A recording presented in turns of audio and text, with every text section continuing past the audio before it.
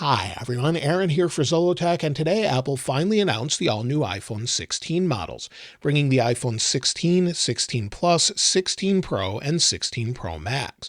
Very similar to the naming of last year's models, and they went over many new features and changes, including a new capture button, a new desert titanium color replacing the blue titanium, and many other things.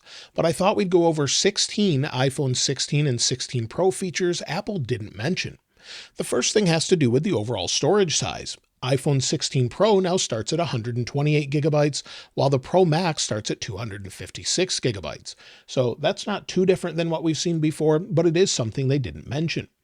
When it comes to the frame of the device or the overall design, last year we gained titanium. It made it much lighter than what we had with the 15 with the stainless steel, and it was sort of just a new look with curved edges. This year we get titanium, but the whole chassis of the iPhone has been redesigned. There's thermal updates and more. It looks similar, however it weighs a little bit more, with the 15 Pro coming in at 6.60 ounces or 187 grams, compared to the 16 Pro at 7.03 ounces or 199 grams. The iPhone 15 Pro Max is 7.81 ounces or 221 grams, where the iPhone 16 Pro Max is 7.99 ounces or 227 grams. So a slight difference there. You probably won't notice it too much, but it was worth mentioning. Also, the iPhone will actually gain 8 gigs of RAM across the entire lineup, trickling down to the iPhone 16 and 16 Plus models and up to the 16 Pro and 16 Pro Max. There were some rumors that we'd have 12 gigabytes, but it turns out we have 8 gigabytes. Again, with all of the models this year, with the iPhone 16, we gain Wi-Fi 7. That's thanks to the all-new, much more efficient A18 and A18 Pro chipset that really should help as far as the overall processing of new Apple Intelligence features, as well as bringing new features like Wi-Fi 7. When it comes to the battery life, Apple actually said the iPhone 16 Pro Max will have the longest battery life of any iPhone ever. However, they didn't say how long that was, whether it was 15 minutes or many hours. Thankfully, according to their website, Apple claims an increase of 4 hours at 33 hours total in their tests with video playback compared to 29 hours with the 15 Pro Max. When it comes to audio playback, if you have the screen off and you're just listening to audio, Apple actually says it has 10 hours more of battery life. So that's incredible, a huge jump from 95 hours up to 105 hours. I can't wait to test it out, but that's thanks to a larger battery and new chipset updates where it's more efficient, thermal efficient as well. Charging also gets a bump this year with MagSafe wireless charging. MagSafe gets an update where it can now put out 25 watts of power instead of 15 watts using the 30-watt adapter. So you will need a new MagSafe adapter. Apple actually lists this on their website. So if we go over here, you can see the new MagSafe charger. It's $39 for 1 meter or $49 for 2 meters. So if we go here, you'll see $49. So it's basically the exact same thing, just basically an update where it allows for faster charging. So you don't necessarily have to have this, but it does have temperature sensors in it typically, and then you can pick the overall cable length depending on what you want. Now there's some things worth mentioning when it comes to overall connectivity. All phones have 5G, but all iPhones outside the USA still retain the physical SIM card slot. This is something I wish they'd bring back to the United States, but in the US, we still don't have a physical SIM card, but all of the countries outside the US apparently still will. So if you were able to get one last year with a physical SIM card tray, you'll still be able to get that. However, faster millimeter wave is coming to the USA only. So that's something that's USA only, and millimeter wave is now built into the frame of the device. There's no longer a millimeter wave antenna. You of course can see that we have the capture button on the new phones, but we don't have a millimeter wave antenna where they've built it into the frame. They haven't said specifically where they built it in, it's just part of the frame overall. Maybe they've built it into the button itself. When it comes to the camera, with that camera button, iPhone 16 Pro and 16 Pro Max actually support JPEG XL, and the camera now has an anti-reflective coating on the lens. This includes the non-Pro models as well. So hopefully that will help with things such as lens flare and just make an overall better picture to go along with whatever you're taking. Now, whether that's photo or video and what that looks like or how easily it wears off, it's hard to say. But that's something I thought I'd mention, as they didn't really mention it in the keynote, but hopefully it really fixes those glare problems. Now, something that's a little bit unfortunate is the ports basically stay the same. While they'll both be USB-C, The main iPhone 16 and 16 Plus will retain the 480 megabytes per second that they currently have with USB 2. I'm not sure why Apple did this. Maybe it was just a cost reduction with the chipset, but being that it's a new 18 chipset, I really think they should have bumped up the speed here. It's just a huge pain to transfer off large files. With the Pro model, again, they've kept the same with USB 3 speeds of up to 10 gigabits per second. So that's great that we have that.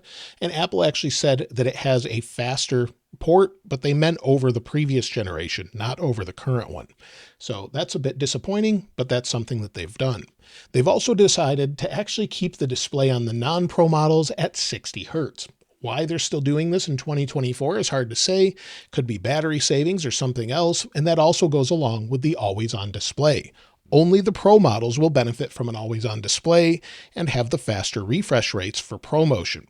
They want to keep this a Pro feature, and I know a lot of people don't care, but for the price of the phones being $800 or so or more, it definitely should include it since it's a very similar display.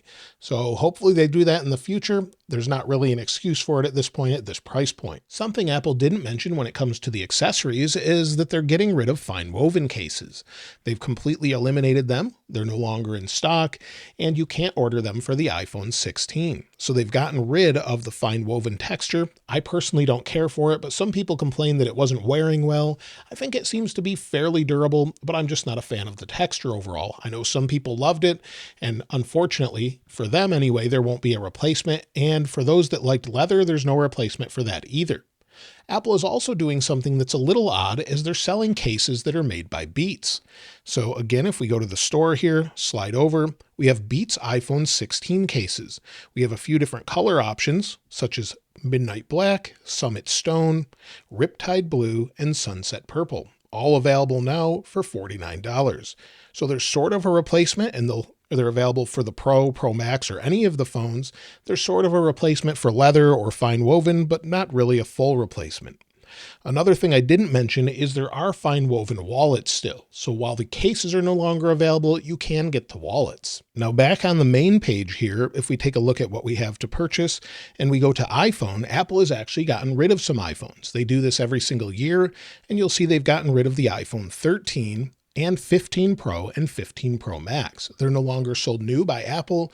You'll be able to get them in third-party retailers typically, but they usually stop manufacturing them, get rid of old stock, and now we have the iPhone 16 models.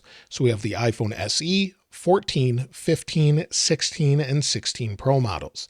In the iPhone 14, you can still get the 14 Plus, and if we go back here and go back to iPhone and go to the 15, again, we can get the 15 or 15 Plus, but all of the others are no longer available. Now, as far as features, that's pretty much it other than what Apple already announced, but iOS 18 is coming next Monday.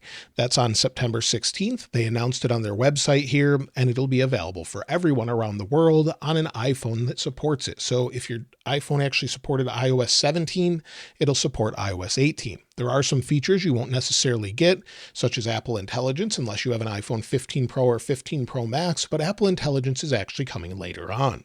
So if we scroll down, you'll see it says coming in beta this fall. We already have iOS 18.1 betas that have some of those features, but many of those features are still missing. So we should see that in October, with more features rolling out throughout the rest of the year. But again, September 16th is when we'll have that, along with iPad updates, Mac updates, watchOS updates, and much more. So those are 16 features that Apple didn't mention that are coming to iPhone 16 or 16 Pro, or that they lack. Let me know what you think about that in the comments below, and if you're picking up an iPhone 16, I'd love to hear what model you're picking up, what color, are you getting the new Desert Titanium, or do you miss the blue and you're hanging on to your iPhone 15 Pro or 15 Pro Max? Let me know in the comments below, and of course I'll link this wallpaper in the description like I normally do. If you haven't subscribed already though, please subscribe, and if you enjoyed the video, please give it a like.